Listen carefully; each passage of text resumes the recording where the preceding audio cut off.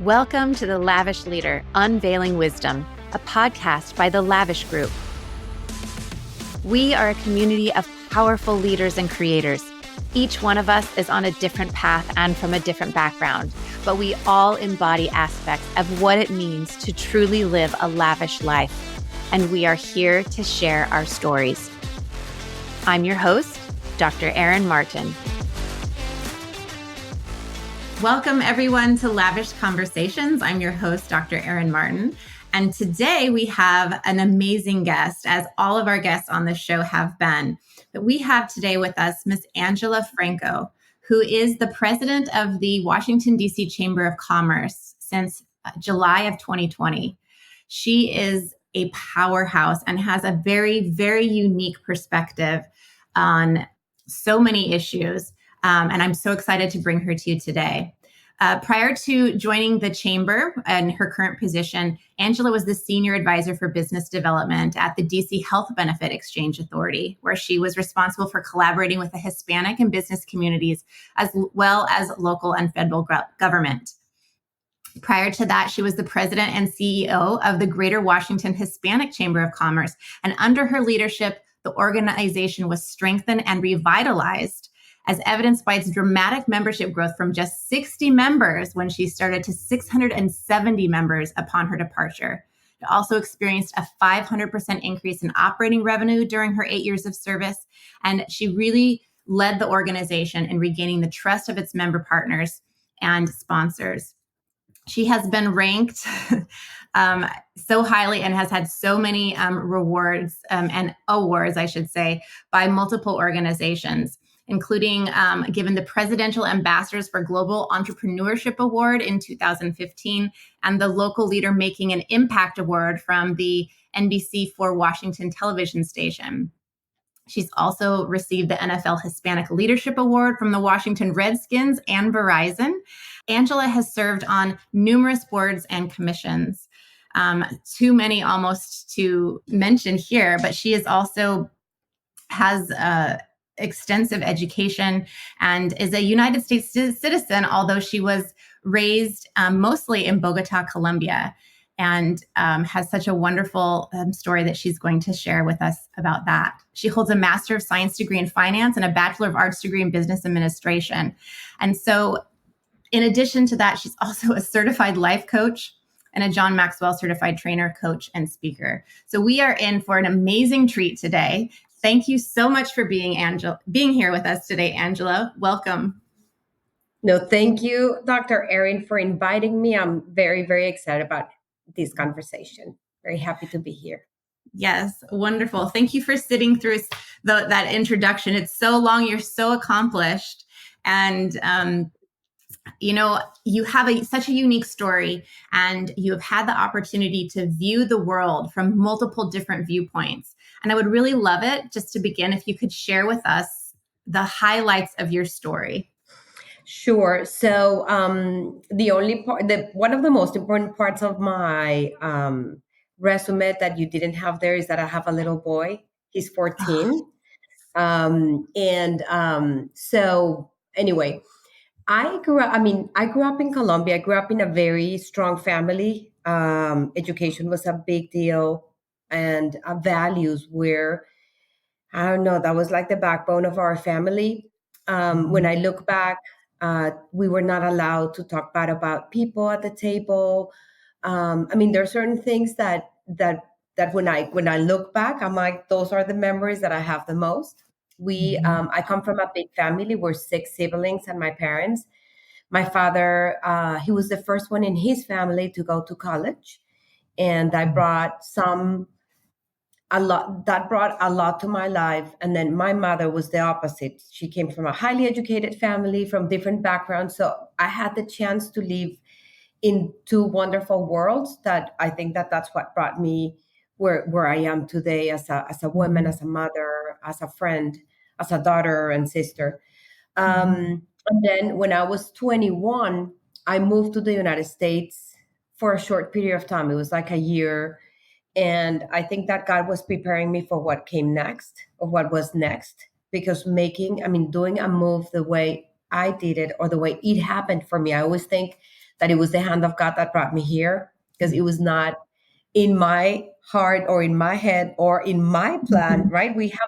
We are experts in building plans, but Mhm. he's the one that decides in my mind, right? So Mhm. we plan a lot and then he decides. So that was not part of my plan, even though I was born here.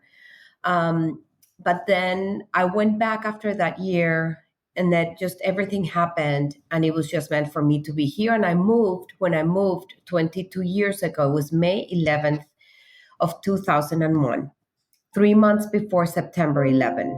Mhm. And I got here, and I always say that it was the hand of God.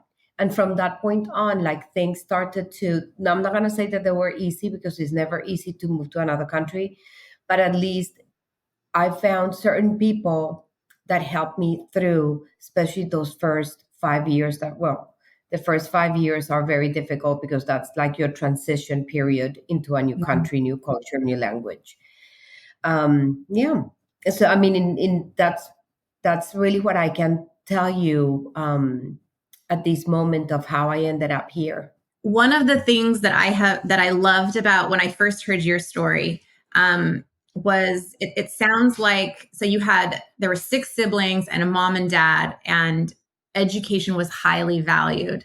And I would love to hear about how how you view education, how you grew up with education, and what role that has played, for you, not just professionally, but I think as the value of education, I always say, is far beyond the degree that you get.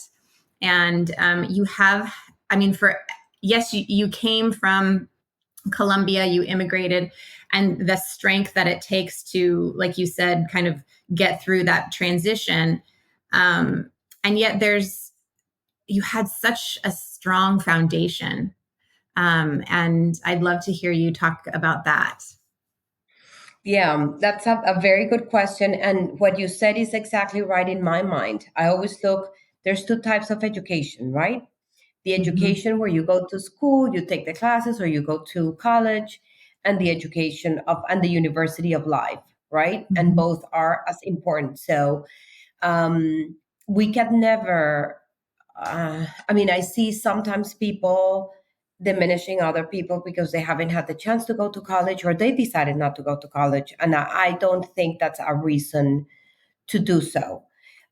For me, education is the ability we all have to change, to adapt, to accept, to embrace different people, different cultures, people that not necessarily think like us or look Mhm. like us, but really being open for everybody. In my family, like my father, he completed a PhD in education. He was he was in the seminar to become a Jesuit for 18 years, and we had not only that, all the values that the Jesuits bring. And I'll tell you a little bit more about that, why it was so Mhm. impactful. I never understood until later on, right? Because you grow up and you never really understand until Mhm. something happens and you say, now I know.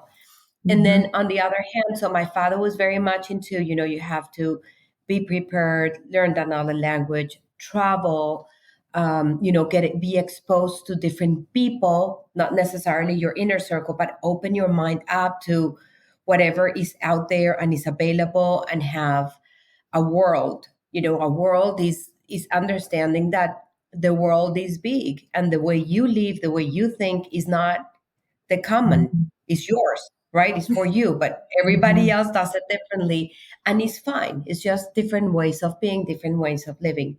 And then for Mhm. my mother, what was important was that we were dressed properly, and then we behaved properly, and we ate properly, and other things that are also important when you're developing a career or a life. I mean, not absolutely necessary for happiness, but something that helps you through your path.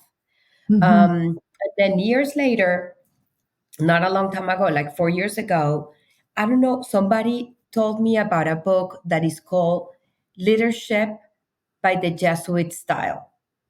And then Hmm. when you read the book, it's a fascinating book because the book talks about what are the principles of the Jesuits. And I read the book and I was like, that's exactly the way I grew up.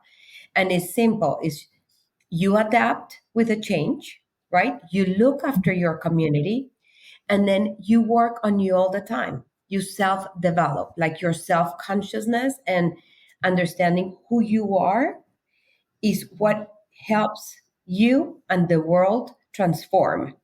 Because the more you know you, then you understand what your gifts are, what your purpose is, and you don't get jealous about what others are doing or if the other one is better than you or not, because you Hmm. understand what you are about and that there's a place for you, unique being in the world. So that's how I view education in my life. So when I look at my son and the way we're educating him is a citizen. I always call it the citizen of the world. That is a Yes. boy that is able to transform, understand that we have differences, right?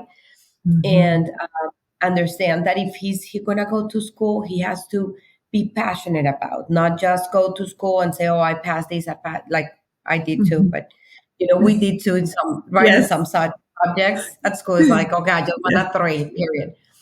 Yes. But I might, just enjoy it and find something that you're passionate about and something that you like to do, and living life with more on the day by day, but living life more with a purpose.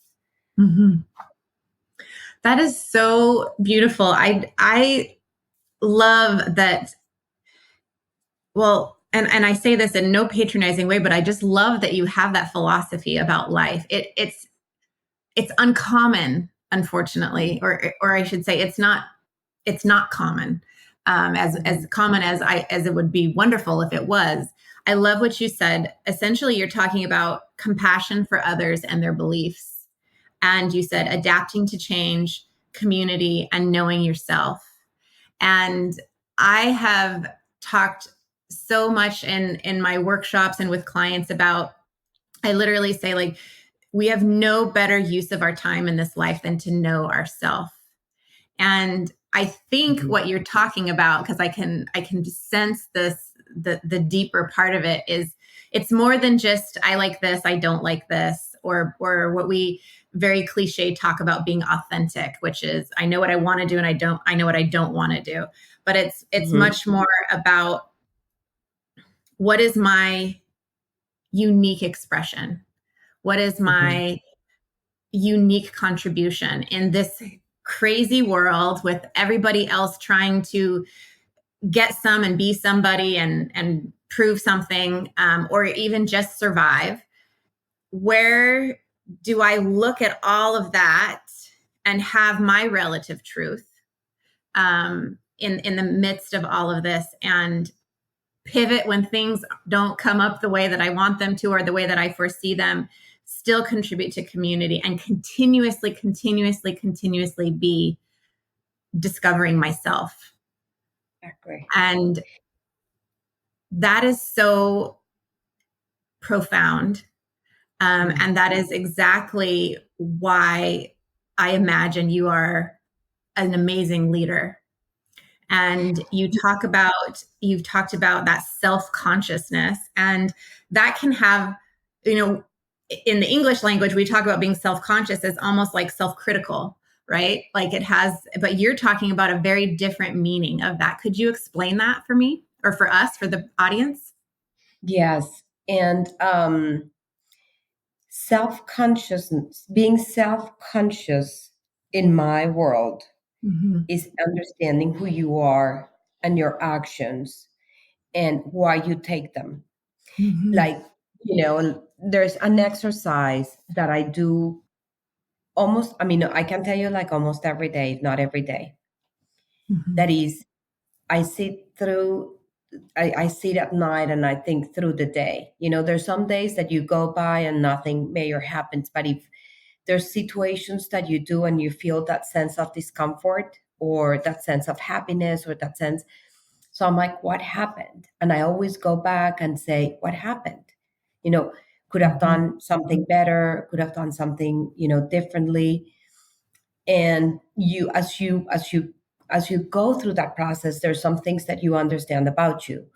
I am from Colombia, I'm Latina, and we bring certain things with us. For example, one of the things is that you always try to give more, right? And it's never is enough.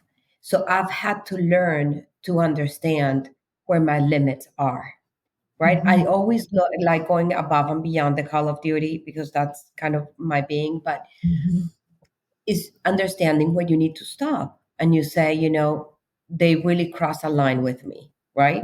Because I was always like, oh, maybe I did something wrong and I was hitting myself hard. And I'm really in a place now that I'm thinking, okay, this is my limit, right? And maybe I'm in the right path. So being self-conscious in my world is understanding who you are, why you do things.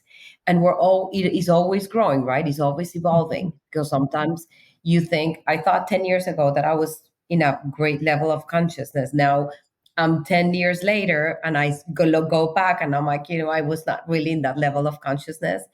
And then as you go, the most important thing is that with the tools you have, you develop that consciousness all the time, and you are aware of your surroundings. And it's not like a hard work, like you have to think about it, but it's something that is part of you. It comes to a point that it's just part of you, of who you are. Right.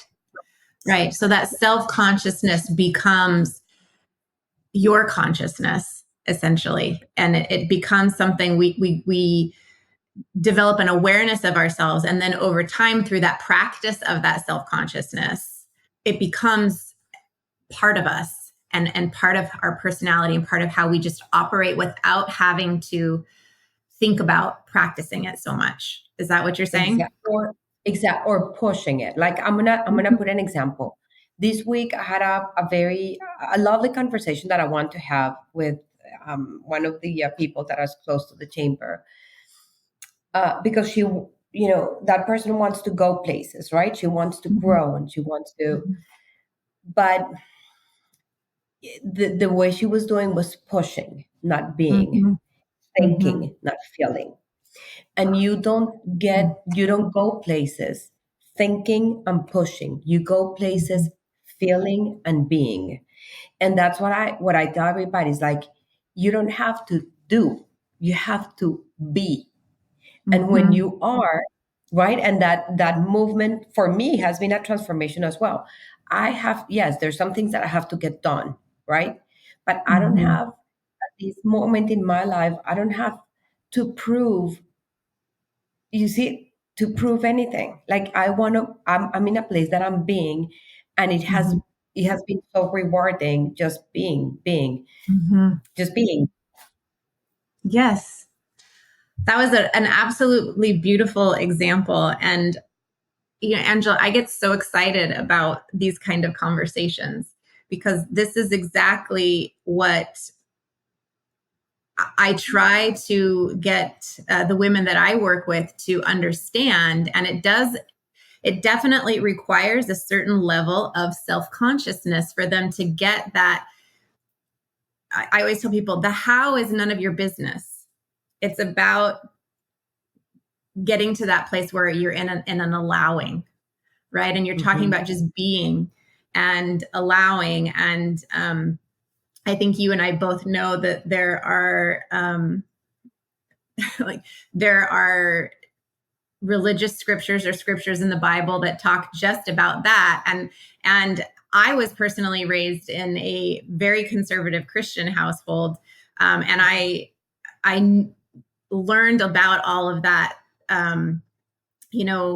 Ask and it shall be given and all of that, but I didn't understand. I wasn't taught it in a way that was not kind of liturgical, but was much more conscious about what that really meant to be still and just allow and know that in the deeper knowing and the deeper discovery of ourself is where all those things are added on to us, right? As the scriptures say.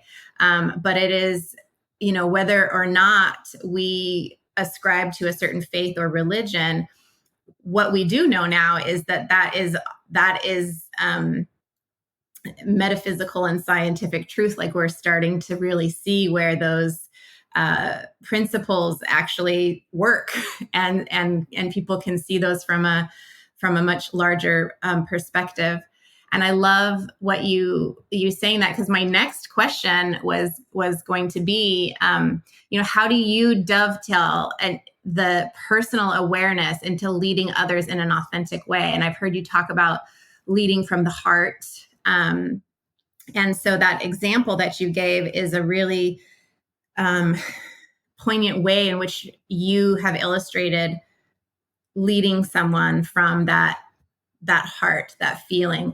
And I think it's so hard as business leaders. I think it's hard as entrepreneurs, or even women who are successful, to get out of the head and into the heart, and to get out of that logical, linear way of thinking. And to do that, do you have any tricks or hacks for how you teach people to do that? Yeah, I mean, I think I've always been attracted to, I started very young, like doing this kind of work. Like, um, I started when I was 15, and then I really started transforming myself when I was 25. But I was curious. I was curious because I felt empty in my heart. And I was like, I want to know who I am. I don't know. I was like, I felt like something was missing. When you feel like your soul is full and your body is solid. I mean, it's something that I feel internal, like I have a solid soul, like I have a solid being. Yes, things can happen. I can cry, but I'm not gonna be able to be moved that easily because I have my values, and I have who I am very inside, like strong. But in order to build that strength within, that's when you start doing all this self-development. And I did, I mean, many courses and classes, and I would go on retreats on weekends, and I still do it. I do something every year, and every time I can, I do that. I'm surrounded by people that are very much into the emotional work. One of my best friends, we have a nonprofit to help Latino women, and she's a clinical psychologist, and we talk a lot, and having those conversations with her are very meaningful to me because it makes me a better person, a better being. And I have another one. I had a priest that I worked with for 3 years, doing a lot of work in self-consciousness, and what you do when you're conscious, when you're not. So I've worked a lot in myself, and I didn't know where that was taking me. And that's what I always advise, especially young women and young people that are in the workforce. They're like, I want to get to go and be the president. And I'm like, okay, I'm not saying they cannot go there. We all can go wherever we belong, right? But the most important thing is not putting all your efforts in becoming the president, because then you forget about you. And you can be the president, but then you're going to be miserable. So what about if you get to be the president? Maybe it's going to take you 5 more years, whatever, but you're going to be in peace, because once you get there, it's because you belong. And for me, like I was always behind the scenes. And once I started doing all this work, life has taken me to leadership, not because not because I looked for that place, but it has been more that I've been placed there, if that makes sense. Yeah, it sounds like you're talking about the way that you fell upon your authentic purpose. Exactly. Because I think, like, for me, my father had brain tumors when I was growing up. He had multiple brain tumors and lots of brain surgeries. And I was so enthralled and amazed by his neurosurgeon that I was like, I'm going to be a doctor. And that's my story is very much like what you were describing, which is like, I was all about, I'm going to go to college. I graduated from high school early so I could start college. I had a full scholarship. Then I went to medical school. Like it was all lined up for me, down to what I was going to do when I retired. And life has a different plan, obviously, most of the time, but we can have things that happen to us in life that seem to point us in one direction. People make decisions for their trajectory of their life for all sorts of different reasons. But what you're describing is an awareness of yourself such that you can have patience and develop yourself first, and then discover what it is from that place of your true self that you are able to contribute to the world. Exactly. Yeah. Mm-hmm. That would be so ideal. So ideal. And yet, I imagine that a lot of people that you have worked with or come across through the chamber, business leaders and stuff like that, are maybe past some of that point. And so how do you approach it then? I mean, people have transformations all the time, right? For different reasons and different catalysts. So what's your experience with that? Yeah, I think that, part of the way I connect with people is just being genuine. I mean, yes, I have a job to do. I need to fundraise. I want to, I have a goal to fundraise for the gala, but I know that people can read eyes. I can, right? Mm-hmm. When you meet somebody, you look at them and you're like, there's something that doesn't sit well with me. There's something, or if this person is really genuine, they're really passionate, they're here for the purpose. So for me, I want that for my life. I want to sit with somebody and be able to look them at the eyes and say, listen, I do this because I care. And then how are you going to lie? Nobody, I mean, you can lie to some, but not to all. And that's right. That's kind of the way I look at it. And there's some people obviously that I have very, very close to me. And there's wonderful people that I've met in my, in my career that are amazing. The other day I met with the president of a bank, and he wrote this book, and we ended up talking about this, and he says, oh, I wrote this book and I bought it and I read it the same day because I cared and I want to learn more about him because that's who I am. But that's what leaders need to confront themselves and say, what kind of a leader do I want to be? Understanding the responsibility that takes, because leadership, being in a leadership position, is not about saying, oh, I'm the leader. It's a responsibility, because your energy goes across, and people look at you and they see how you act and how you do things. And it's like just being true to you, and, really wanting the best intentions for everything you touch and for people that you work with. And that's kind of the way I build relationships. So sometimes you get certain people close to you, and then some people leave you. Right. Or you leave them. Or you leave them, right? Your paths diverge, as I say. And it's what you fine. really I'm sorry. Go ahead. No, I was saying that is fine. I mean, friendships and people that you have around you are an extension of you. So looking at who you have around you is key.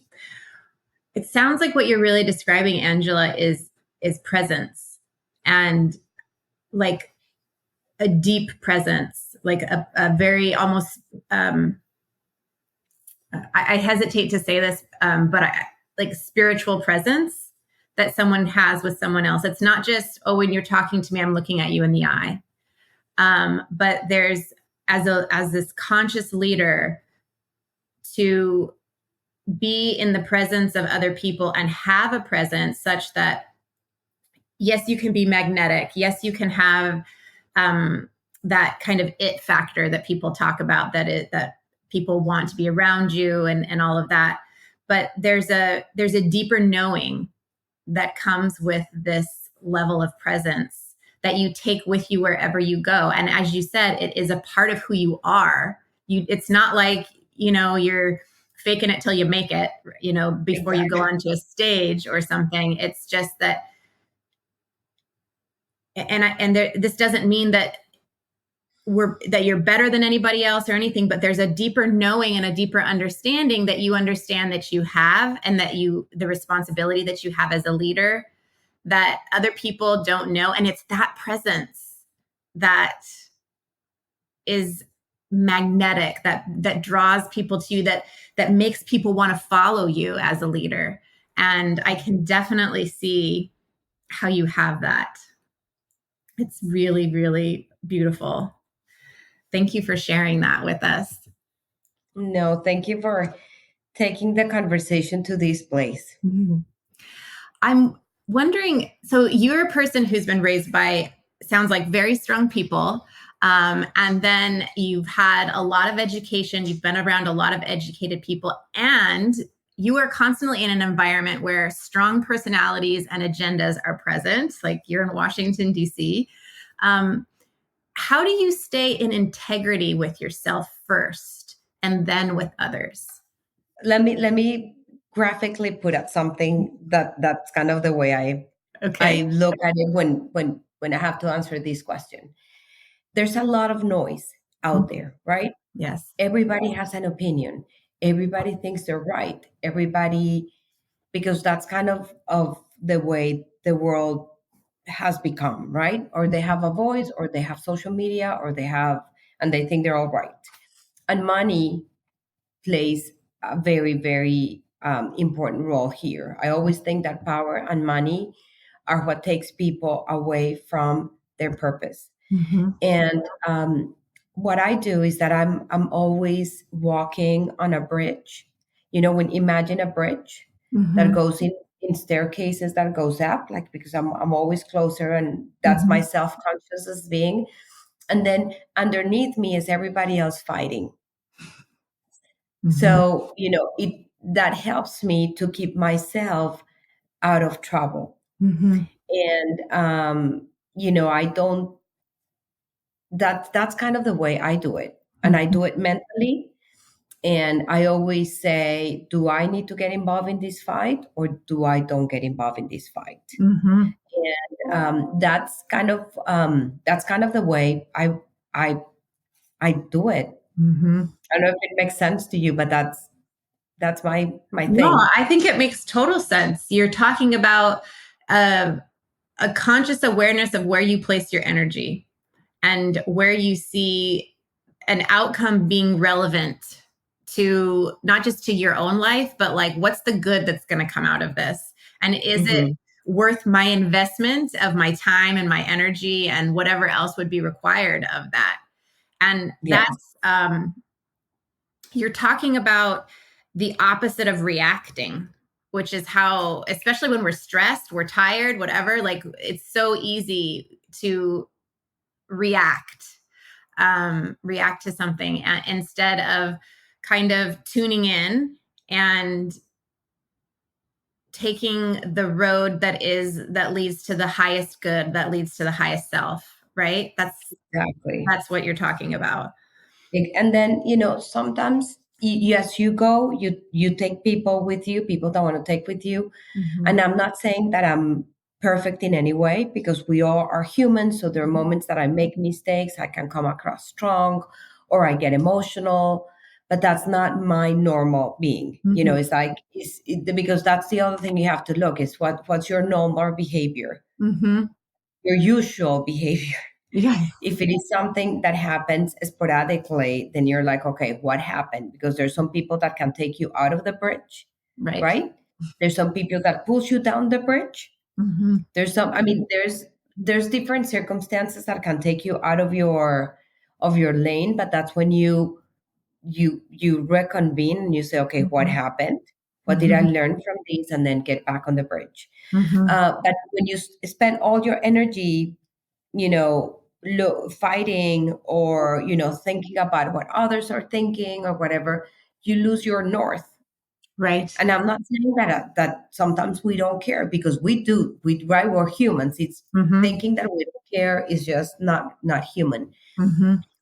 I do care, but that's not the way I operate. I Mm-hmm. care, but I move on. And then sometimes you have to put those thoughts behind and say, okay, is this serving me well? No. Okay, so I'm gonna put it in a drawer here, and then I'm gonna keep going. And Mm-hmm. that's the way I do it. And I have a circle of support, a very close circle of support that includes my sisters. I have best friends since childhood. That, yes, sometimes we have our differences, of course, but if we support each other, of course. So having Mm-hmm. that support system that's close to you, that loves you and wants to see you grow, of course, Mm-hmm. it's very important. Yes. Oh, that's so true. So true. Thank you. I'm wondering, I know you said you have a 14-year-old son, and Mhm. I have a 17-year-old son, and Oh, you do both? I have one 17-year-old son, yes, and I have two daughters. I have an 8-year-old and a 5-year-old daughter. Oh, Um, so you have three? three, yes. And so I often I wonder, because I work with women, I am often talking about kind of, maybe what would be considered feminist principles of things. And I have a very strong passion for really kind of changing the lens on how we view feminism, and really coming to it from an enlightened place. And I believe that that includes males and females, and especially our young our young girls and our young boys. So my question is, how do or what do you see as the most important things that we need to teach our young daughters and our sons? And as powerful women, what's our responsibility to them? Yeah. Okay. So I have a very personal view on these. I think Mhm. that there's a difference between being a strong woman and a feminist. Okay. Mhm. I think that being as our roles, I think that the role of a woman in a society is to keep it together, to keep Mhm. it together with our children, to keep it together with our families, and yes, to develop our professional careers. But I believe that if we have children, that's the first priority. Mhm. Having our children, raising them to be good citizens, and helping them move forward. I Mhm. believe that women need to have opportunities. It's important to have your job, to develop your career or your purpose, whatever you want to do. But I Mhm. believe that family is first, and I'm Mhm. concerned about how we have put fame or jobs or money in front of the basic family and kids and children, Mhm. that we need to do, because that's the Mhm. basic of education, the basic of the Mhm. society. And Mhm. women that go out and they don't, I'm not saying that men cannot stay, but it has to be something that is agreed upon, as a family, and say, Mhm. okay, this is the way we're going to Mhm. do it. And I think that's when the women needs to have a very important role. Um, Mhm. so I believe in being strong. I believe, in equal pay, but I believe that if we have Mhm. children, we need to put the effort that they need to raise them as citizens of the world. Definitely. Yes. What do you feel is the most important thing as we teach them, as we educate them and live as an example for them as these citizens of the world? Yeah, no, I just To say, just mhm. So I'm gonna tell you what I do in my case. Okay, Okay. they Yes. learn through watching you. You Mhm. can scream, carry on, do whatever, but they learn from you. Yes. right? If you I mean, that's really, if you steal, they're most likely they're going to end up stealing. Obviously there's a Mm-hmm. growth, there's a time of growth, so they have to, some things they have to learn that you have to teach them, but at the end of the day, think of you what the things that you remember the most is what your parents did, right? What they did, the Yes. way they acted, the care they had for others, um, you How they know made you feel. how they made you feel, that hug they gave you. Hmm? Yes. Yes. So it is living our life as an example. That's the greatest thing that we can teach them, is what I hear you saying. And I'm in total agreement with that. And I think that's one of the reasons why, as a mother, and I'm sure you've had similar experiences, is that when we feel like we've messed up, when we feel like we have fallen short of living that example, it's painful, and it's so easy to feel like a failure, or to feel like you've caused some sort of irreparable harm. And I've felt that way on occasions with my children. And Tell me about there, it. what was that? Tell me about it. I mean, I just think also that, to the point you're saying, my Mm-hmm. mother never apologized, right? Yeah. They just did it. Mm-hmm. But sometimes if I make a mistake, I will tell my son, I thought through what happened yesterday, and I think I went a little far, and I apologize. Mm-hmm. Yeah, And he does the same. He exactly. says, Mom, I thought it through and I'm sorry. So it's fine. I think that having those conversations with your children, understanding who's the mother, I mean, I think they're important to Mhm. have those types of conversations. Right. And that's part of teaching them to be mature, as we say, citizens of the world, right? You take responsibility for your actions, and you don't just pretend it didn't happen or hope that everything's going to be okay, and allow people to build up resentment and all of that. So we do that with our children as well. And it's wonderful to be able to see, because they have siblings, that they very actively know how to do that with other people, and that is because of practice.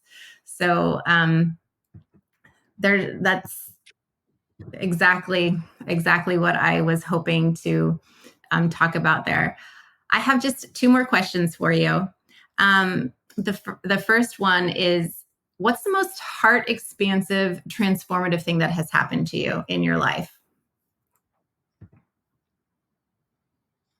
I think that the most difficult thing for me has been, I'm divorced. And I think that Mm-hmm. understanding that it was not healthy and it was not good for my life was very difficult. Mm-hmm. Mm-hmm. Yeah, I yeah, Yeah. that was very difficult for me. I mean, I've been So it divorced was for 4 years difficult for you. now. Mm-hmm. The process of understanding, forgiving, and then moving out. That was very difficult for me. Mm-hmm. I mean, I did it. I was not Mm-hmm. easy. It was not Yes. easy at all. Yes. And then Mm-hmm. managing a relationship that is healthy for everybody, for my son, for him, Mm-hmm. for me, for our Mm-hmm. circle, for my son's circle, because you have to make a lot of personal sacrifices for everybody's well-being. But yes, Mm-hmm. so that I think that Yeah. that was one of the most difficult experiences. I think that, first of all, thank you so much for sharing that, such a vulnerable experience. And I know that there are so many women in that situation that are going to resonate with what you said, even though what you said very brief, but just to be at that place where it's like, because the question that I asked you was, what was the most heart expansive, transformative thing? And you went directly to the most difficult thing for you. And I think that really shows that level of self-awareness and consciousness that you have to go directly to knowing that it is the most difficult situations which expand us the most, which transform us the most, even though, like you said, 4 years later, you've been divorced for 4 years, and now you're still in the daily thing of trying to maintain relationships that are healthy for everybody and your son and all of that. And that is, I don't know, when you talk about something about your own heart, and then you have the heart of your children involved, and other people are watching you and how you're handling this, anything else that could be more heart expansive, because there is so much sacrifice. There is so much really taking a hard look at our feelings and our reactions and being in control. And sometimes not being in control and letting that be okay. And that is not anything that I thought you were going to say. I didn't know what you were going to say, but it's very, very meaningful. Very, very meaningful conversation, Angela. Thank you so much. The last question I have for you is, what does success look like for you now? What's the impact that you want to make? And what do you see that could possibly stand in your way? I never think about what's going to stand on my way, because if it's not on my way, then it's not that way. No, I don't know. I just want to continue to develop myself, to grow, to have my friends around. I love what I do, that is helping businesses. I love the business community. I love people. And that's where I would like to go. If you ask me, what position you would like to have or things like that, I really could not answer that question. I think I want to keep working on me and in my family, and continue to build a great community around me. That sounds wonderful. Thank you so much, Angela. This has been a truly meaningful conversation, and I think it is going to give our listeners so much to think about that is not something that they could find on any just run-of-the-mill self-help podcast. I think that I just thank you so much from the bottom of my heart for being so open, so vulnerable, and you have so much wisdom to share. And I thank you so much for sharing it with us. No, Dr. Erin, to you and everybody, thank you for having me. And it was a pleasure being with you. Thank you so much. The Lavish Leader, Unveiling Wisdom is brought to you by Dr. Erin Martin and the Lavish Group. To find out more about Dr. Erin and how you can create and embody a lavish life for yourself, visit thelavishgroup.com. And don't forget to search for Lavish Leader in Apple Podcasts, Spotify, and Google Podcasts, or anywhere else podcasts are found. And click subscribe so you don't miss any future episodes. On behalf of the team here at the Lavish Group, thanks for listening. And remember, you too can live a lavish life of fulfillment, beauty, and love.